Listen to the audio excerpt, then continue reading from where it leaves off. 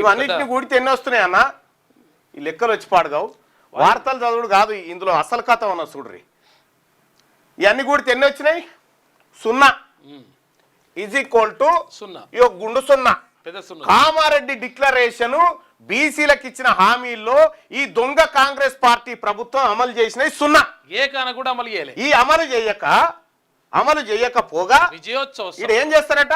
ఏం సభను అది ఏంటి? ఇగో కామారెడ్డిలో 15న కామారెడ్డిలో కాంగ్రెస్ బీసీ డిక్లరేషన్ విజయోత్సవ సభనట. చూసుకో ఇక నిజంగానే ఏం దేంతో నవ్వుతారు? దేంతో నవ్వాలి? ఇది నోటితో నవ్వే ముచ్చటనేనా? ముఖ్యమంత్రి గారు బీసీ మంత్రులు ఏమన్నా శరం అనిపిస్తలేదా మనకు? ఏమన్నా మినిమం చిటుక్కుమని కూడా అనిపిస్తలేదా? 15వ తారీఖు నాడు కామారెడ్డిలో కాంగ్రెస్ బీసీ డిక్లరేషన్ విజయోత్సవ సభ, రాహుల్ గాంధీ, ఖర్గే, సిద్ధరామయ్యలకు ఆహ్వానమట. నేడు ముఖ్య నేతల సమావేశం, సభాస్థలి పరిశీలనట. సిగ్గుండాలి ఏమన్నా ఇది పెడతానుకు, ఏమన్నా సిగ్గుండాలి చెప్తానుకు. ఒక్క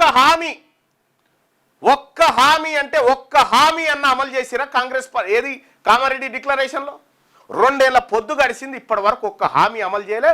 విజయోత్సవ సభ చేస్తారా? ఎందుకు విజయోత్సవ సభ? బీసీలంతా ఓట్లు కావాలి. బీసీల ఓట్లు ఇప్పుడు మీకు బీసీల ఓట్లు కావన్నా? ఓట్ల కోసమా మీ సభ? సిగ్గుపడాలే.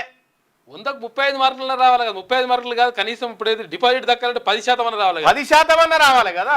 సిగ్గు లేకుండా కాంగ్రెస్ పార్టీ, ఇంకా కాంగ్రెస్ పార్టీ అధిష్టానాన్ని పిలుస్తారట. ముఖ్యమంత్రి గారు సిగ్గుపడు. 2 ఏళ్ల పరిపాలనలో నువ్వు బీసీలకు చేసింది 0. చెయ్యకపోగా కులగణంలో కులాలను తక్కువగా చూపించి మోసం చేసిన చరిత్ర నీది.